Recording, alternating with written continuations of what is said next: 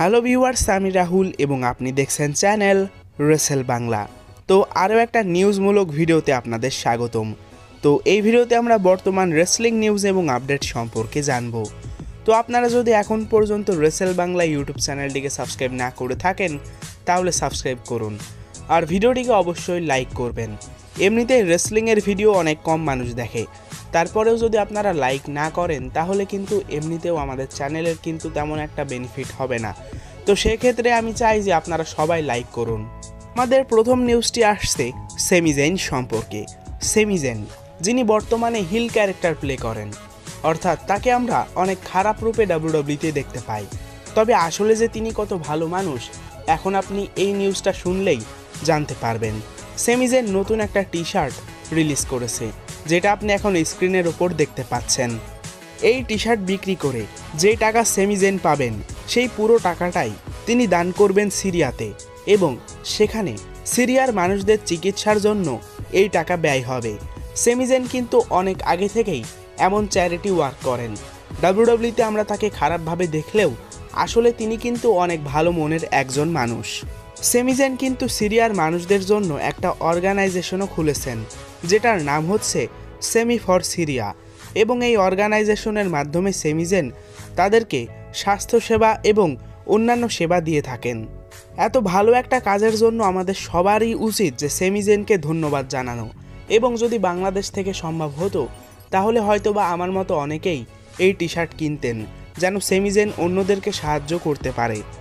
বর্তমানে ডাব্লিউডাব্লিউই কোম্পানির সবথেকে বড় সুপারস্টার রোমান রেইন্স, এবং শুধুমাত্র ডাব্লিউডাব্লিউই কোম্পানি নয়, তিনি কিন্তু বিশ্বের সকল রেসলিং কোম্পানির একদম মূল আকর্ষণে রয়েছেন। সবাই চাচ্ছে যে রোমান রেইন্সকে নিজের কোম্পানিতে নিয়ে আসার। তো রিসেন্টলি ডেভ মেলজার জানিয়েছেন যে রোমান রেইন্স কখনোই অল এলিট রেসলিংয়ের উপর ইন্টারেস্ট দেখায়নি। ডাব্লিউডাব্লিউইতে এমন অনেক সুপারস্টারই রয়েছেন যারা টাকার জন্য অল এলিট রেসলিংয়ে ইন্টারেস্ট দেখিয়েছে, এবং অল এলিট রেসলিংও দেখতে চায় যে কোন রেসলাররা তাদের কোম্পানিতে জয়েন করতে চায়। তবে রোমান রেইন্স একদমই ভিন্ন। ডেভ মেলজার বলেছেন যে রোমান রেইন্স ডাব্লিউডাব্লিউই কোম্পানি থেকে ব্যাপক অর্থ কামাচ্ছে, আর রোমান রেইন্স একদমই দ্য রকের মতো। দ্য রক যেমন ডাব্লিউডাব্লিউই কোম্পানি ছাড়ার পর হলিউডে জয়েন করেছে, ঠিক তেমনই দ্য রকের মতোই রোমান রেইন্সও করবেন, এবং তিনি ডাব্লিউডাব্লিউই কোম্পানি ছাড়ার পর হলিউডে জয়েন করবেন। তো হ্যাঁ, রোমান রেইন্স কখনোই অল এলিট রেসলিংয়ে জয়েন করবে না, আমরা আরও একবার শিওর হয়ে গেলাম। বর্তমানে নায়া জ্যাক্স এবং সেইনা বেজলার কিন্তু উইমেন্স ট্যাগ টিম চ্যাম্পিয়ন। তো এখন নায়া জ্যাক্সের স্টোরি লাইন চলছে নাটালিয়া এবং তামিনার সাথে, যেই বিষয়টা নিয়ে নায়া জ্যাক্সের ফ্যামিলি হয়তোবা একদমই খুশি না, এবং এই স্টোরি লাইনে নায়া জ্যাক্সের ফ্যামিলি সাপোর্ট করেনি। এই কারণে নায়া জ্যাক্স তার ফ্যামিলির বিরুদ্ধে টুইট করেছে। সেখানে তিনি জানিয়েছে যে অনেক আগে থেকেই তিনি ফ্যামিলির কথা শোনা বাদ দিয়ে দিয়েছে। অনেক সময় তিনি ফ্যামিলি থেকে বেশি কাছে পেয়েছেন সেইনা বেজলারকে, যে বর্তমানে নায়া জ্যাক্সের ট্যাগ টিম পার্টনার। নায়া জ্যাক্সের ফ্যামিলি মেম্বাররা তাকে বলেছিল যে রক্ত পানির থেকে গাঢ় হয়। এটার মাধ্যমে তারা বোঝাতে চেয়েছে যে রক্ত সবসময় আমাদের কাজে লাগে, অর্থাৎ আমাদের বংশের মানুষ, আমাদের ফ্যামিলির মানুষ। তবে নায়া জ্যাক্স বলেছেন তিনি অনেকবার রক্তের থেকে পানিকে বেশি আপন করে পেয়েছেন, অর্থাৎ তার পরিবারের থেকে অন্য মানুষদেরকে তিনি বেশি আপন করে পেয়েছেন। আমাদের পরবর্তী আপডেটটি হচ্ছে ক্যারিয়ান ক্রস সম্পর্কে। তো যারা এনএক্সটি দেখেন তারা ক্যারিয়ান ক্রসকে অবশ্যই চিনবেন। তো রিসেন্টলি একটা ইন্টারভিউতে ক্যারিয়ান ক্রস জন সিনার সাথে ম্যাচ লড়ার জন্য আগ্রহ প্রকাশ করেছেন, এবং ক্যারিয়ান ক্রস বলেছেন যে তার জন্য এটা অনেক বড় একটা সৌভাগ্য হবে যদি তিনি একটা ম্যাচ লড়ে জন সিনাকে রিটায়ার করাতে পারেন, এবং তিনি চান যেন জন সিনা আবারও আগের মতোই ফুল টাইম রেসলিংয়ে ব্যাক করুক। এখন হলিউডে কাজ করার কারণে জন সিনা কিন্তু ডাব্লিউডাব্লিউই কোম্পানিতে আর বেশি সময় দিতে পারেন না, যার কারণে একদিন না একদিন তাকে রিটায়ার করতে হবে। আর ক্যারিয়ান ক্রস যদি সেই রেসলার হয় তাহলে এটা তার ক্যারিয়ারের জন্য অনেক ভালো একটা ম্যাচ হবে। অনেক রেসলারই এমন বড় বড় সুযোগ চান, তেমনটাই চেয়েছেন ক্যারিয়ান ক্রস। রিসেন্টলি ডাব্লিউডাব্লিউই কিন্তু অনেকজন রেসলারদেরকে রিলিজ করে দিয়েছে, তার মধ্যে একজন রিলিজপ্রাপ্ত রেসলার হচ্ছেন মিকি জেমস।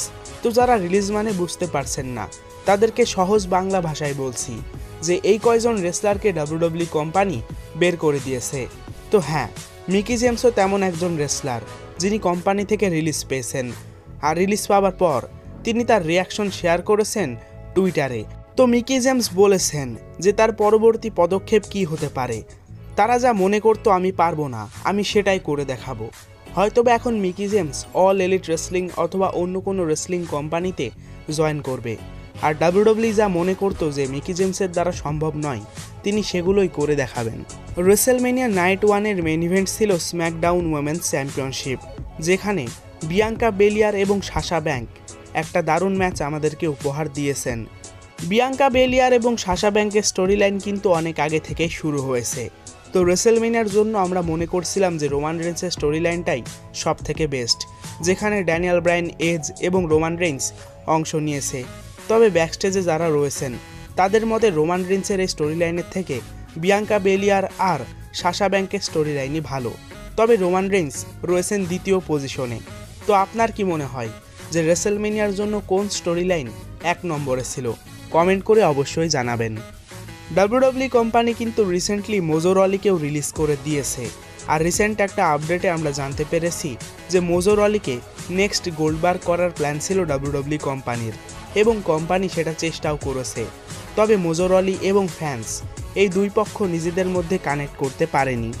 ডাব্লিউডাব্লিউ কোম্পানি যখন কোনো রেসলারকে পুশ দেওয়ার চেষ্টা করে, যদি দর্শকরা সেটা মেনে না নেয়, তাহলে সেই রেসলারকে কোম্পানির পক্ষ থেকে আর পুশ দেওয়া হয় না।